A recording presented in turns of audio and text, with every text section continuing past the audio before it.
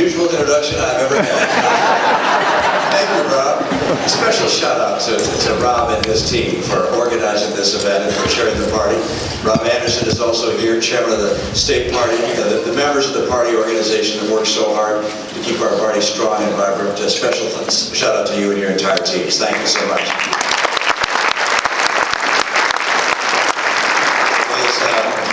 An emotional time for me to come back and be in this city. Ann and I lived here for 3 years while we were going to school. This is where our oldest son was born at Utah Valley Hospital. I remember very, very well the feelings that we had as we drove into town. Looked to see how much is the same and how much is different. My goodness, Newski and didn't used to be here. You guys sit in the front row here. They're obviously generous contributors to tonight, and appreciate them and so many others who made this a financial success for the party. Now, I want to begin tonight by expressing some sorrow, and that's with regards to Ann and my profound feelings with regards to the tragedy at the school in Florida. What happened is unthinkable and unimaginable. Our hearts ache for the parents of the victims.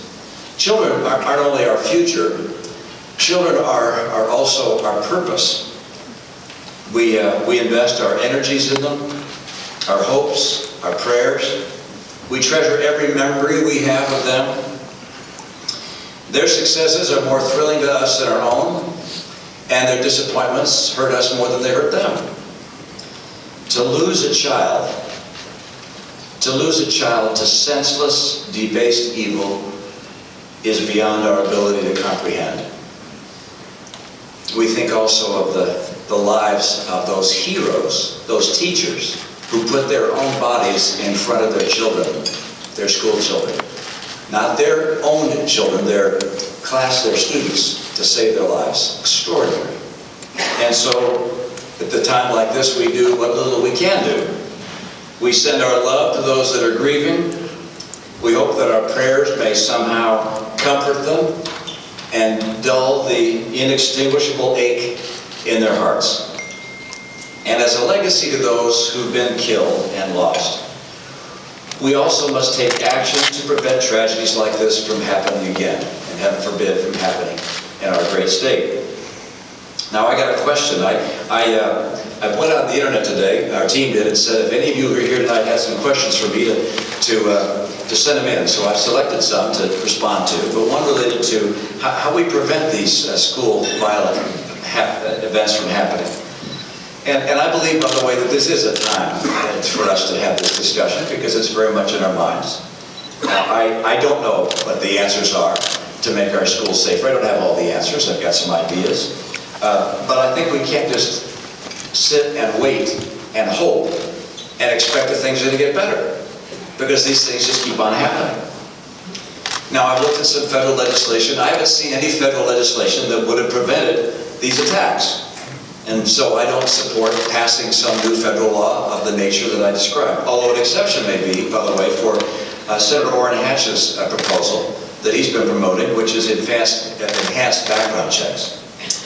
My own view, having served as a governor, is that the best place for finding solutions for school violence is going to be at the state and local level, where things are able to happen on a more advanced, responsive manner. States could consider the widest array of ideas, such as school building security measures, police patrols, volunteers perhaps in schools as patrols, intervention teams that would go into a school when there's a child that has a particularly disturbing nature. Perhaps the age and psychological restrictions on gun purchases, but all these things could be considered by state legislatures. And I also think that states are able to find common ground between all the different voices by having people come in and share ideas. We were able to do that when I was serving as a governor. Because I'm convinced, by the way, that what's best for Cedar City is not what's best for New York City. And that there are differences between states and communities, and states, I think, are the best place to take action. Because waiting and hoping hasn't worked. I think it's time to solicit new ideas and debate them and take action. And I believe it is wrong and unacceptable for children in our schools to fear for their lives. Now,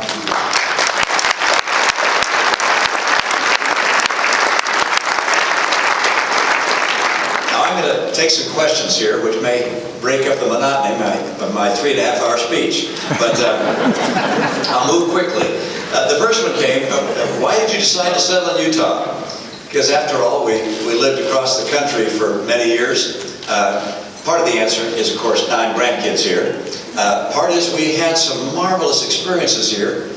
One as a student, but then with the Olympics. We came to know the heart of the people of Utah as we went out and asked for volunteers. And as you have probably heard, they overwhelmed us with how many were willing to sign up and give us 17 straight days with no pay and no tickets.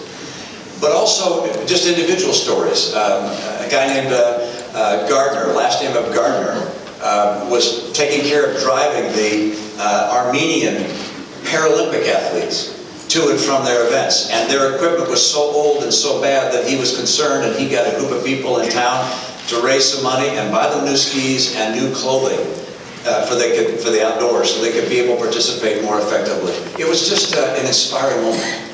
And so the heart of the people of Utah has always been something we've loved and appreciated. And so after my political life was over, we decided to make this our permanent home. And now look at me, what have I thought? I'm back in it again. All right, next question. Oh, and by the way, I do want to dispel the rumor that I only ran for president as a stepping stone to become a United States Senator from Utah.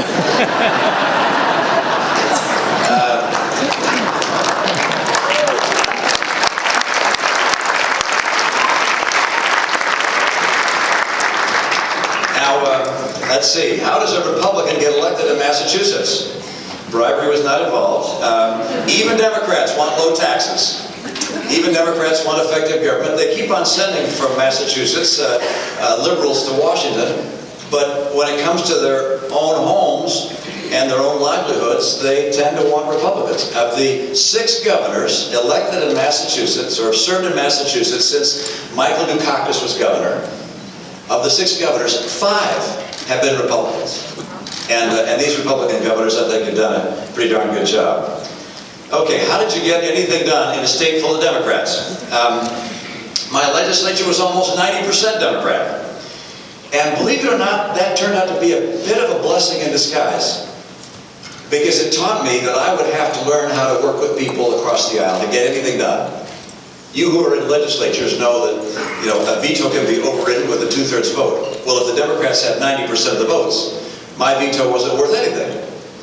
And so I learned from the beginning, I said to my team, don't say anything critical of the Senate President or the Speaker of the House. And we didn't, for months. And after about 6 months, I got a note from one of the 2 of them, and it said this: I've noticed you've never criticized me since you've been in office. I'm going to stop criticizing you. We got together.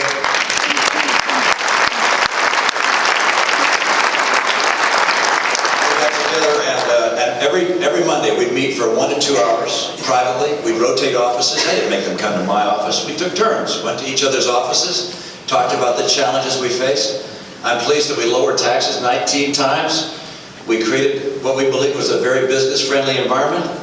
We drove our schools to be, and this is longer than my tenure, includes the Republican governors before me, but drove our schools to be #1 in the nation. And that's based on the NAEP exam. Some of you are familiar with that, so it's not just me bragging about the experience of Republicans there. But we also put personal responsibility back into our health insurance. What's the difference between running a business and running the government? Well, by the way, you'd be surprised at how much is similar in business and in the public sector.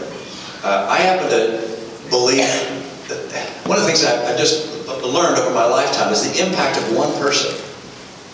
How one person in a leadership position and their character and values and the way they treat other people can dramatically affect the entire culture of an organization.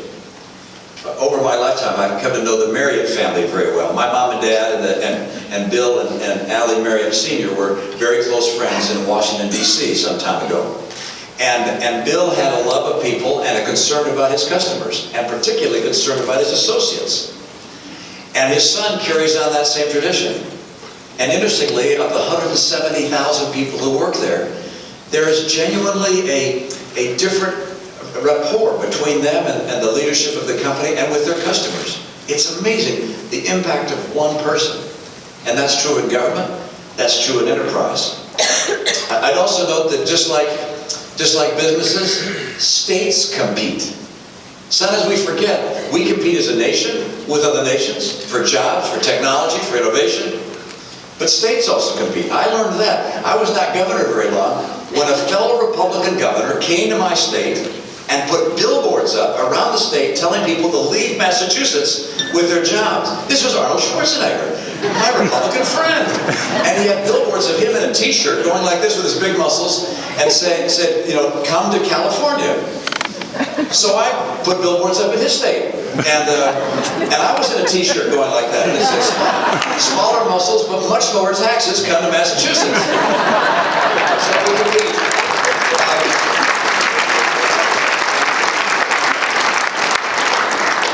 What was it like running for president? I like to quote Fritz Mondale when I think about my campaign or campaigns. You may recall Fritz Mondale, Senator Mondale was the poor fellow who had to run against Ronald Reagan. And after it was over, Senator Mondale said this. He said, all my life I wanted to run for president in the worst way, and that's just what I did. So let me tell you this, the best part of it, and you know this, the best part of running for president was getting to know people across the country. I come away more optimistic about America because I met the people that don't make the news. If you make the news, you've by and large done something bad. These are the people who do something good day in and day out. I mean, I saw parents that were inspiring. I remember I was in one state and a mom there said that after raising her kids, she'd gone back to work and instead of retiring as she'd expected because she wanted to make sure that her daughter's education loans were as low as possible, and she was helping provide funding for her daughter who was in college. I got the chance to go to Afghanistan and Iraq and meet with our troops there and was inspired by their sacrifice and dedication. One young man introduced me to his father, the two of them serving in Afghanistan at the same time. I met patriots. Had the occasion to be in the home of Senator McCain and his wife Cindy, and also I got to know the former President George Herbert Walker Bush. You know, it's amazing. You think you know people, but you sometimes don't know the real history of their background. I went to the George Bush Library and saw the video. Are you familiar with this? After his plane was shot down, his plane was shot. He could have turned around to get back to the aircraft carrier, but instead of doing so, which would have been the safest thing to do, he decided he would proceed with his mission and drop his armament and then try and make it back. So he dropped his armament, turned around, couldn't make it back, ditched the plane, and was in the water. Fortunately, a U.S. submarine was in the area, spotted him, went to him, and they got a video. Someone got on the top of the submarine as it surfaced, and a video of George Herbert Walker Bush climbing up and coming into that ship. A hero. Our sons and daughters who serve in the military are some of America's best. How we love them.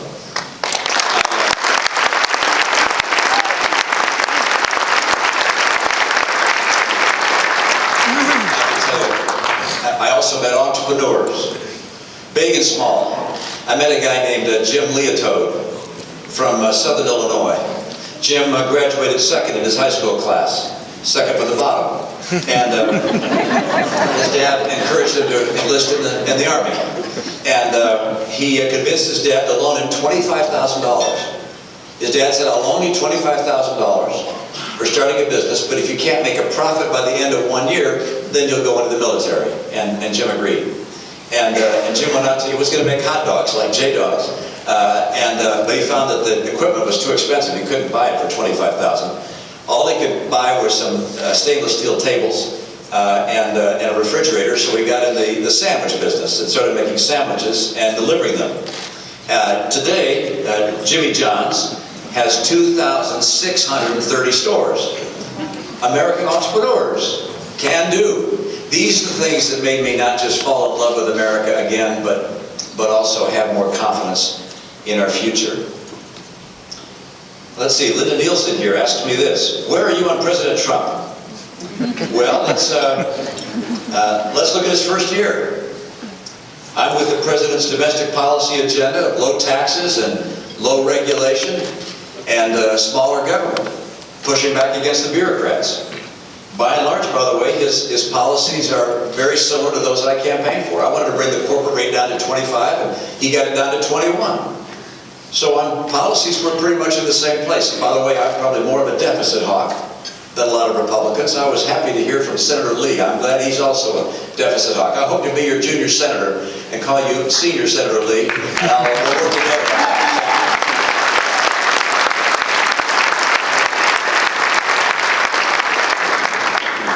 I'm not always with the President on what he might say or do, and if that happens, I'll call him like I see him, the way I have in the past. But we can certainly work together, and our agenda will be for the best interest of the people of Utah and the people of our country. Now, how about this one? You ran for president. Do you really want to be a junior senator? Well, yes. I want to fight for the people of Utah, and I believe I can do more for the people of Utah, and I'm going to give all my energy and passion to help this great state and help our great nation, because just as the governor said a moment ago, the values and the lessons and the policies adopted in Utah would be awfully helpful if they could be adopted in Washington. Well, Utah balances its budget every year, keeps its debt down.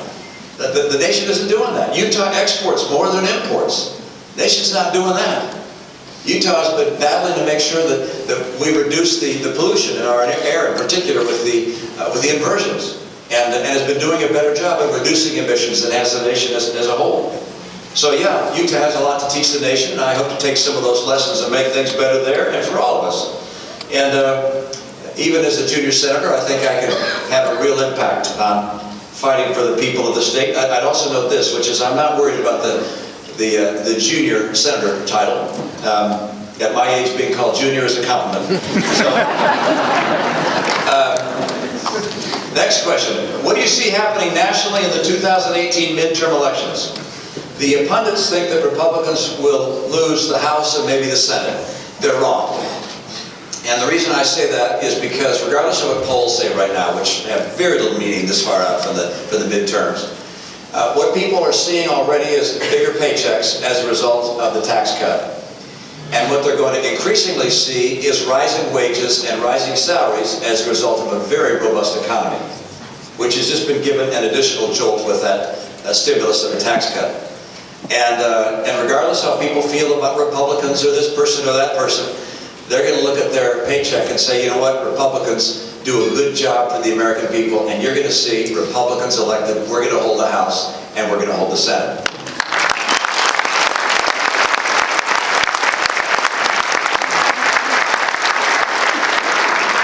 Now, I got asked as well, what is this last question, which is what is the biggest, or what are the biggest problems we're facing? And I have some slides to answer that one, but I don't see a clicker here. So, oh, here's a clicker. Thank you. So I'm going to show you some slides to answer that last question, because I took a little time to prepare my thoughts in that regard, and I'm going to divide my answer on our biggest challenges between those that are more specific to Utah as a state, and then those that are not just Utah, but the whole nation. So they all apply to Utah, but some are more specific. And I'll start with, there we go, with the first one, which is with Utah-specific issues. I'm going to pull up my notes here. I can't see. Oh, there it is. There's a screen in front of me.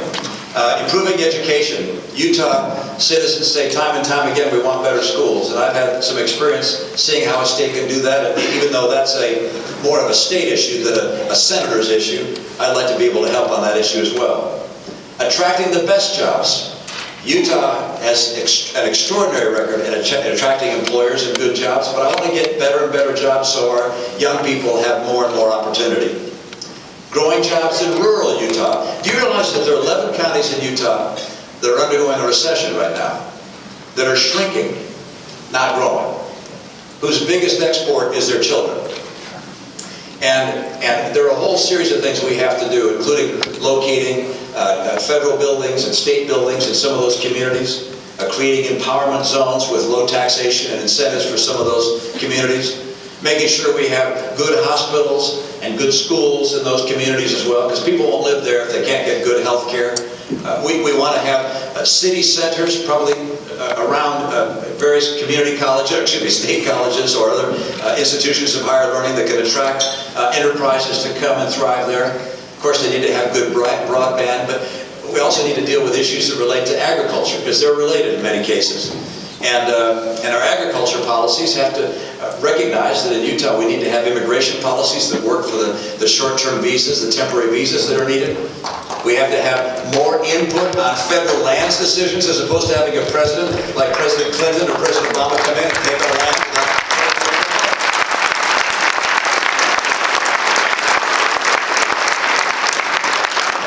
Lowering the cost of health insurance, there's no question but that health care reform is a critical issue. Utah's looking for Medicaid waivers. Let's get those Medicaid waivers and find the best way to cover our people and find the best way to lower the cost of insurance. Reducing pollution from inversions, that means making sure that we do whatever is possible at the federal level to keep car companies their feet to the fire, get cars more efficient, trucks, cars, homes, businesses. This is a real issue for us. Greater voice on federal lands, I mentioned. Immigration policy for Utah Ag. I actually believe that states ought to have a role in saying to the federal government, here's how many temporary visas we need for our agriculture community. And instead of the federal government saying, okay, we're going to give 40,000 to the nation, and then there's this bad scramble to see who gets it. No, let Utah say how many temporary workers we need for the dairy industry. It might be people on a more long-term basis. For others, it's a very temporary harvest season basis.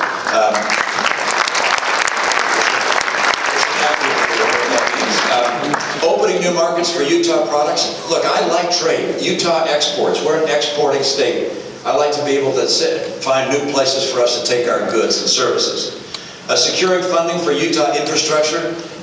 The people in St. George will tell you that to keep the growth up in Washington County, which is one of the fastest growing counties in the state, I think over 15% per year, they need more water. And we have the rights to additional water. We just need to build a pipeline to get it to places where people live. You got St. George right there. Okay. And then, of course, protecting Utah kids from violence, which I described, as well as from drugs. This is a scourge on our nation. Let me turn to another issue, if I can get this, there we go, and talk about some issues that are federal related, but of course they have an impact on Utah. And I just want to underscore one of the reasons I'm a deficit hawk and concerned about our spending. This shows the United States debt held by the public as a share of the total economy. So you see that during World War II, our debt was about the same size as our total economy. The GDP. It's getting there now. And it's forecast on our current path with our current entitlements for retirees and so forth to completely overwhelm our total economy, well beyond the kind of level that existed when other nations in the world were in crisis. Why is that, you might ask? And the answer, can be learned a bit by looking at how we spend federal dollars. The portion that's in the sort of reddish color there is known as non-discretionary spending, autopilot spending. Congress doesn't set this spending amount, by the way. This is automatic. So if you qualify, for instance, for Social Security, you get it. And so those areas there, Social Security, Medicare, Medicaid, interest, and other mandatory programs, those are out of the control of Congress. The portion Congress is able to control is in blue. And that's about a third of federal spending. About half of that is defense, and the rest is everything else the government does. And you won't be surprised to see which portion of the budget is the portion that's growing fast. Press the button. Please change. There we go. The squiggly red line across the top shows government revenues. That's tax revenues as a percentage of the economy. And you'll see over a long period of time it's been around 18 to 20% of the total economy. And then you see Social Security, Medicaid, Medicare, and interest as they're projected out into the future by the actuaries. And they obviously consume all of the federal government's revenue. Not to mention the rest of government, our defense, and all the other functions that government carries out. That can't happen. That'll overwhelm us. Isn't this great? I press the button, nothing happens. Then I don't press the button, something does happen. Let me turn to the next area. We've got to deal with this. We've got to change our entitlement programs, our mandatory programs in such a way that they're there for the coming generations. And we can honor the promises we make them. Look, Republicans are the only people on the planet who are willing to talk honestly about the need to rein in this non-discretionary spending and to make sure these programs exist, not just for us, but for our kids. This is the second issue that got raised by people. By the way, these issues are ones that were raised in a conference I had of business and political leaders. Their number one issue was the debt. The number two issue was the warming of the planet. Many of them felt that this is something which the United States alone could deal with. Well, that's wrong. This chart shows the emissions of carbon dioxide over a long period of time for various countries. You'll see the US of A. We've been bringing our emissions down. And Utah, by the way, bringing them down even faster. But look at China. China's growing like crazy, their emissions. And India will be shortly in their heels thereafter. Brazil, Indonesia, and so forth. So if you're going to deal with emissions, well, you have to deal internationally. And we have to get China to take action. And what we can't do is penalize American industry and American entrepreneurs in order to protect China's capacity to grow and take up more and more of our environmental space. The next issue people are concerned about, education. Now this is so small you probably can't read it from where you are. Maybe you can. But let me just explain it. The top line is the total cost of teaching a child from kindergarten to their senior year in high school. The cost is in constant dollars, so it's not, it's got inflation taken out of it. In 1970, the cost was $56,900. Today, it's $164,000. So the cost without inflation, the cost has tripled for the cost of teaching a child. The next line, the grayish line, are the number of employees that work in our K through 12 education system per child, and again, that's doubled. Down below are the test scores of our kids. And you'll see that's no improvement at all. The idea that somehow just spending more and hiring more people is going to make schools better is demonstrably wrong. The best way to make schools better is to attract the very best and brightest to become our teachers. Teachers make all the difference in education. It's not classroom size, it's not building, it's not spending, it's getting the best people to become our teachers. And that's got to be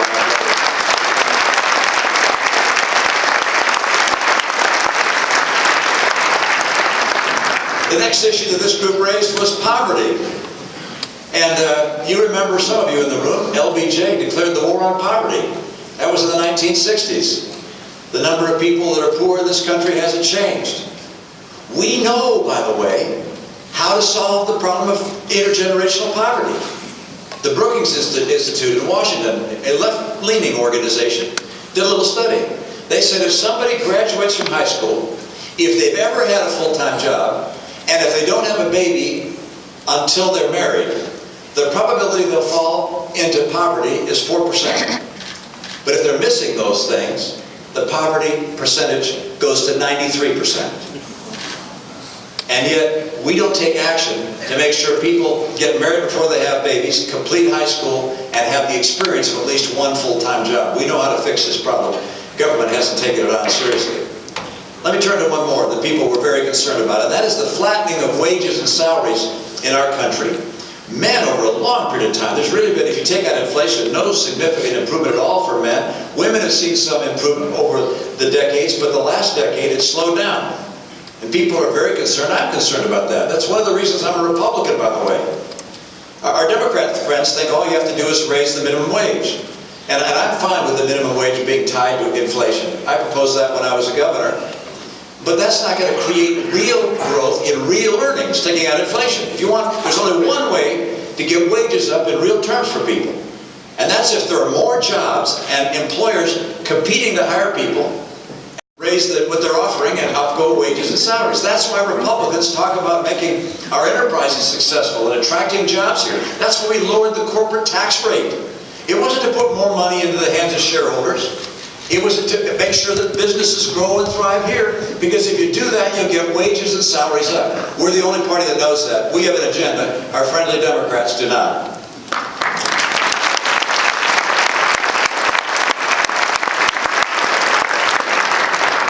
Now, you might be tempted to think that the flattening of wage growth is because fewer people are in manufacturing in these last decade or two. But you can see from this chart that the people who are working in manufacturing has kept on going down, down, down over a long, long period of time. And this is not just a matter of manufacturing. This is a matter of making sure that we bring as many good jobs to our country as we can. Now, I said at the outset that Utah has things to teach the nation. Let me show you some of the evidence. Here's government spending. Utah has been growing our government spending over the last 17 years at 3.7%. The federal government, 4.9%. Change slide. There we go. Government debt. The debt in Utah has been growing at 3.7%. The federal debt growing at 9%. Long pause. There we go. Reducing our CO2 emissions. Utah has been reducing CO2 emissions at 1.9%. The country as a whole, only 1.4%. Exports. Our exports have been growing at 8.6% a year. We're an export state. The nation's only been growing exports at 3.9% per year. Employment growth rate. What a story this is. Over those 17 years, growing at almost 2% per year. The number of people employed, whereas the nation, less than half that. Personal income growth. Wages and salaries here growing at 5.4%. For the nation as a whole, only 3.9%. You can turn off the slides now. I just happen to believe that the environment that we've seen here in Utah with our legislature and our governor is an environment I'd like to see expanded to Washington, D.C., where there's respect between people and parties, where we look for common answers, where we also balance budgets and see wages going up, fight to improve our schools, make sure that our environment is as clean as we can possibly make it. And I intend to fight for those things if I'm lucky enough to become your senator. Now let me make one more comment before I close. And that is just to talk a bit about where we're headed as a nation. I happen to be very optimistic about the future of the country for a lot of reasons. Let me just mention a couple. One is the demographics of the region, of our nation. Ours is the only developed nation where the baby boomers had a lot of kids. So we have a Generation Y, which is large. And Generation Y is the generation that buys a new house, gets an apartment, buys a car, and powers the economy. The other developed nations, they didn't have a lot of kids as baby boomers. And they have a shrinking population base, which is just killing them. So demographics is one reason we'll do well. Another is we're going into an extraordinary age of innovation. We've been innovating along a linear path, meaning making incremental improvements year after year.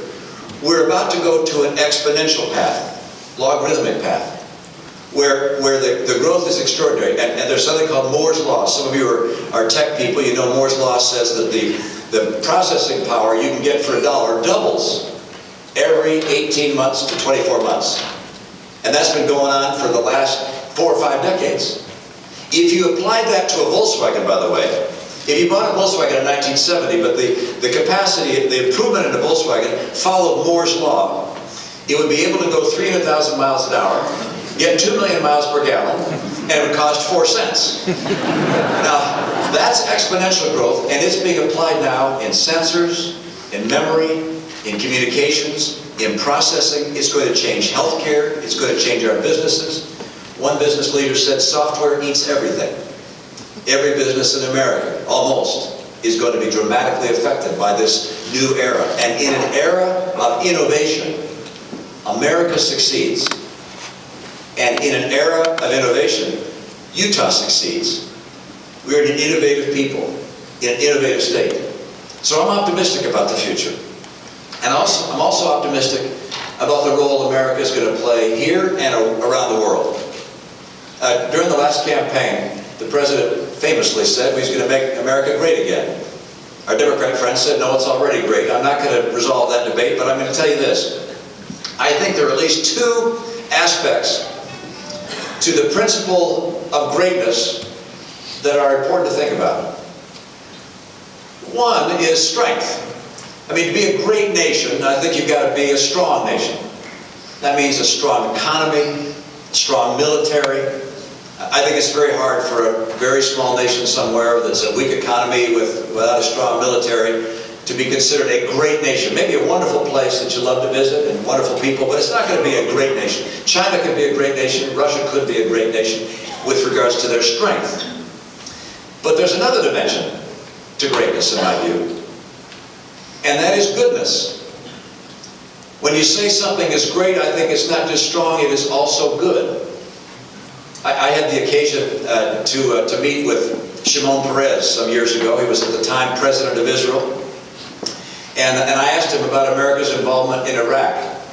And he said, before I answer that, I need to put it in context. He said, America is the greatest nation on earth, the greatest nation that has ever been. He said, whenever there's war on the planet, the nation that wins takes land from the nation that loses, because land is the source of value on our planet.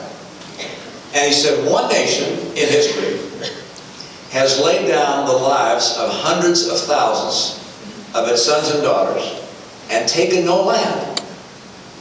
The only land America has ever taken is enough land to bury our dead.